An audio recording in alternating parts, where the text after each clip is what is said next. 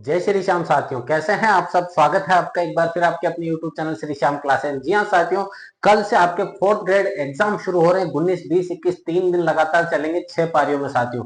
अब ये सबसे है कि सर हमने सब कुछ पढ़ लिया, लेकिन फिर भी डर सता रहा है। सब कुछ कंप्लीट है, चाहे वो आपका जीके हो चाहे कंप्यूटर हो। सर हमने हर एक चीज पढ़ ली, लेकिन बेचैनी सी हो रही है, पेपर कैसा आएगा, क्या होगा उसका लेवल। साथ ही उसी लेकिन के आपके क्वेश्चन मार्क जो है, इसी को हटाने के लिए आज ये वीडियो लेकर आए हैं। आपको इन 5 बातों का ध्यान रखना साथियों। अगर ये बातें ध्यान रख ली तो साथियों आपका 100% सिलेक्शन की दौड़ में सबसे आगे रहोगे। साथियों अगर ये अभी बातें नहीं सुनी, आपने नहीं देखी, तो साथियों पछताना पड़ सकता है, क्योंकि कुछ ऐसी बातें हैं जो साथियों आपको एग्जाम के माहौल को आपको एडजस्ट बना सकती है साथियों। सबसे पहले अगर मैं बात करूं साथियों, कुल प्रश्न आपके 120 प्रश्न रहेंगे। यहाँ पर कुल अंक कितने रहेंगे, 200, यानी एक प्रश्न कितने अंकों का है, 1.66 अंकों का है मेरे भाइयों।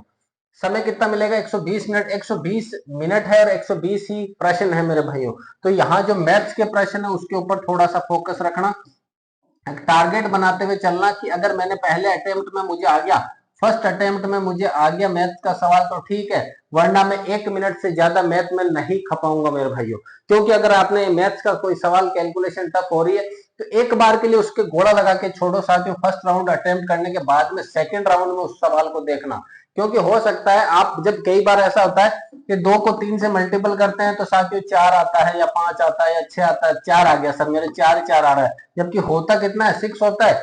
लेकिन वो उस समय के लिए आपका 4 ही आएगा। ऐसा एक वो कहते हैं ना कि ह्यूमन नेचर है, जब घबराहट होती है तो फिर वो कैलकुलेशन भी गलत होने लग जाती है। तो वो आपके साथ भी होना लाजमी है। तो एक बार के लिए उस प्रश्न को घोड़ा लगा के छोड़ना है मेरे भाइयों, क्योंकि समय बहुत कम है। नेगेटिव मार्किंग साथियों ये बहुत बड़ा रोल अदा करेगी। इससे किस प्रकार बचना अभी आगे बात करेंगे।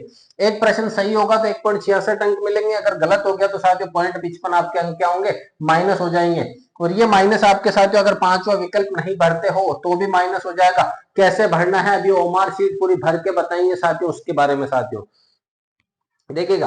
अब यहाँ पे सर कितने प्रश्न हम अटेंड करें। पेपर अगर सरल रहता है और पेपर मीडियम रहता है, हार्ड आने का सवाल नहीं है मेरे भाइयों।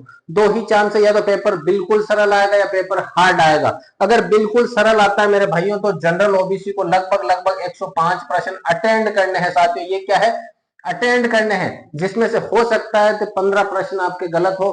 15 अगर यहाँ पे गलत होते हैं साथियों, जैसे कि मैं बात करूं 105 सवाल है, 15 आपके गलत हो गए। 15 गलत हो गए तो साथियों सही कितने हुए, 90 प्रश्न सही हुए हैं।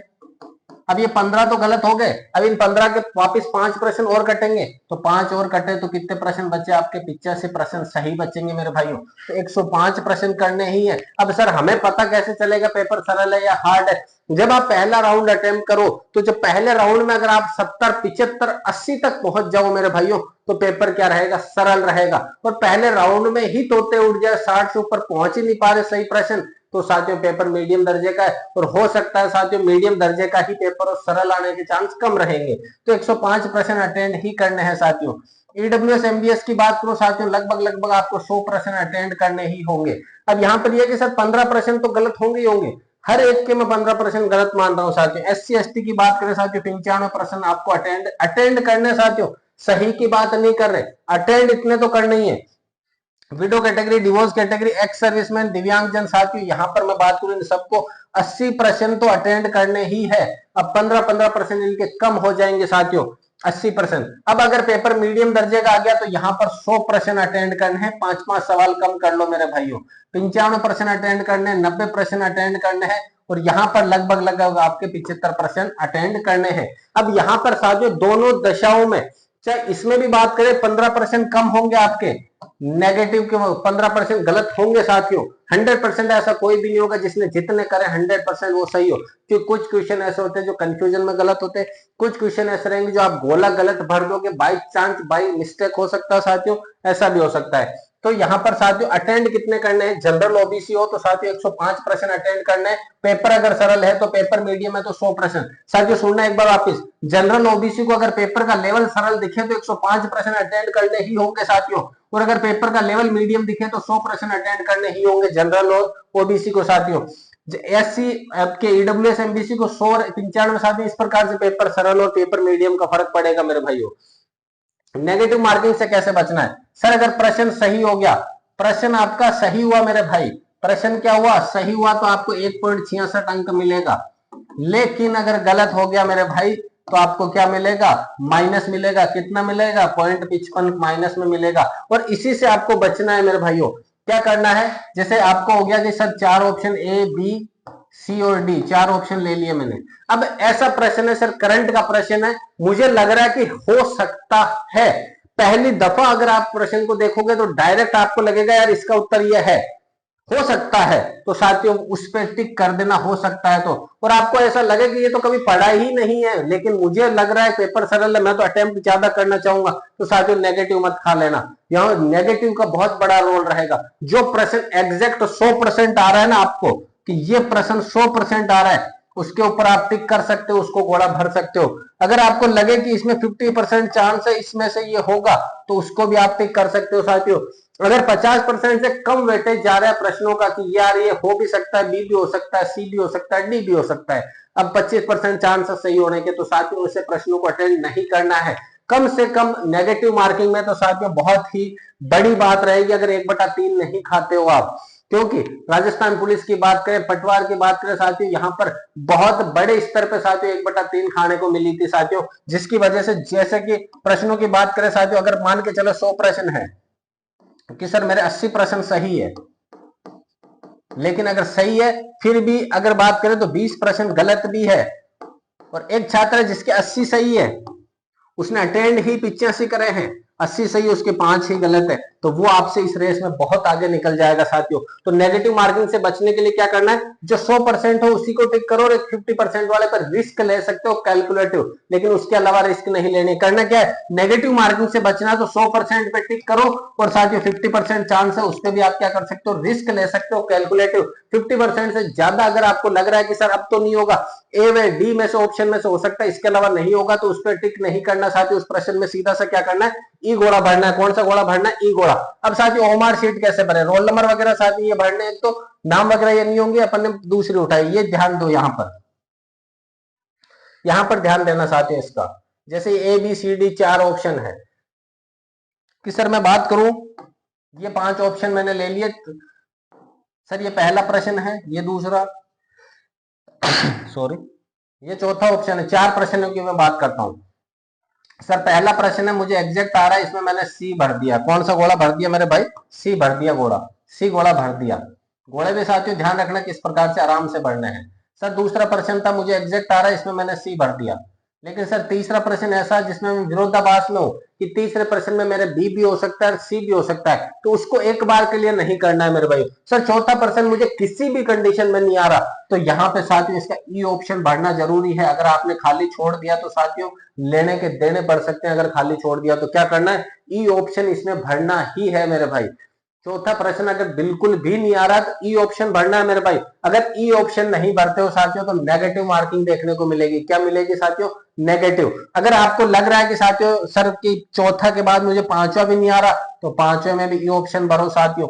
सर मुझे तो छठा भी नहीं आ रहा, तो छठे में भी ई ऑप्शन भरो मेरे भाइयों। लेकिन साथियों जितने भी, चाहे आपको 30 प्रश्न नहीं आ रहे इस पेपर में, तो 30 के 30 में ई भरने जरूरी है। अगर आप ई नहीं भरते हो मेरे भाई, अगर आप पांचवा विकल्प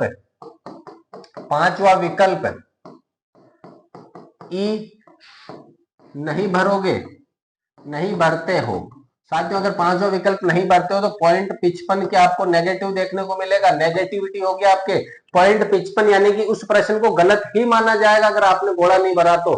साथियों पांचवा विकल्प भरना जरूरी ही है साथियों। पांचवा विकल्प ई नहीं भरते हो तो 0.55 की नेगेटिविटी। और अगर 10% से ज्यादा, यानी कि अगर 12 प्रश्न से ज्यादा अगर आपने खाली छोड़ दिए बिना पांचवे ऑप्शन के, बिना ई ऑप्शन के आपने खाली छोड़ दिए, बिना ई ऑप्शन के अगर आपने 5 साथियों ध्यान देना, 10% सवाल 120 में से 12% सवाल अगर आपने बिना ई ऑप्शन के खाली छोड़ दिए तो आपकी ओमर चेक ही नहीं होगी साथियों। ध्यान रखना, ओमर चेक नहीं होगी साथियों, ध्यान देना। इस पर से बचने के लिए आपको क्या करना है, ऐसे विकल्प नहीं छोड़ने जिसमें आपने कुछ भी नहीं करा, उसमें ई ऑप्शन भरना जरूरी है। ये खास तौर पे साथियों नए वाले जो छात्र है ना, वो देख जाना, नए छात्र इस नियम को खास तौर पे देख जाना। कहीं ऐसा ना हो सर हमें 70 आ रहे थे, हमने 70 अटेंड कर लिया, बाकी सब छोड़ दिया है। नहीं मेरे भाइयों, 70 आ रहे हैं, 50 नहीं आ रहे, 50 में ई ऑप्शन भरना जरूरी है।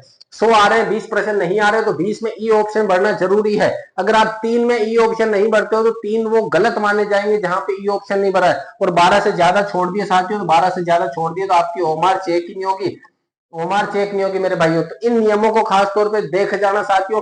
और इसके बाद में बात करें साथियों, सभी के लिए एक ही बात कहूंगा, जिन्होंने मेहनत करी है साथियों, अपने मेहनत पर विश्वास रखना। आपको अगर अपनी मेहनत पर विश्वास है साथियों तो मंजिल जरूर मिलेगी।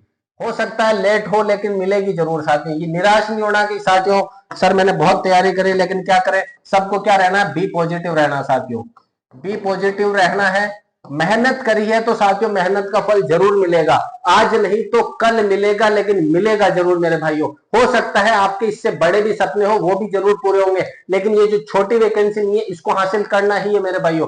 शांत रहना, ध्यान रखना साथियों। एग्जाम सेंटर हॉल पर, एग्जाम सेंटर पर समय से पहुंचने का ध्यान रखना। समय का बहुत बड़ा रोल रहेगा साथियों। अगर आप लेट पहुंचते हो तो घबराहट की वजह से हो सकता है रोल नंबर गलत भर दो जाते ही। तो समय पे अगर पहुंचते हो साथियों स्थिर रहेगा माइंड, और नेगेटिविटी को बिल्कुल भी हावी नहीं होने देना अपने माइंड पे। माइंड कहेगा कि तू नहीं कर सकता, लेकिन माइंड को वापस उल्टा जवाब देना कि हाँ मैं कर सकता हूं, तुझसे अगर कोई है दिक्कत, तुझमें है दम तो रोक के दिखा दे, मैं करके रहूंगा साथियों। तो इसी आशा के साथ में मिलते हैं अगली क्लास में। कल पेपर होने के बाद में साथियों इसी क्लास चैनल पर लाइव आ जाइएगा, सब कुछ सॉल्यूशन होगा साथियों। मिलते हैं अगली क्लास में, तब तक के लिए जय हिंद, वंदे मातरम। सभी छात्रों को ऑल द बेस्ट।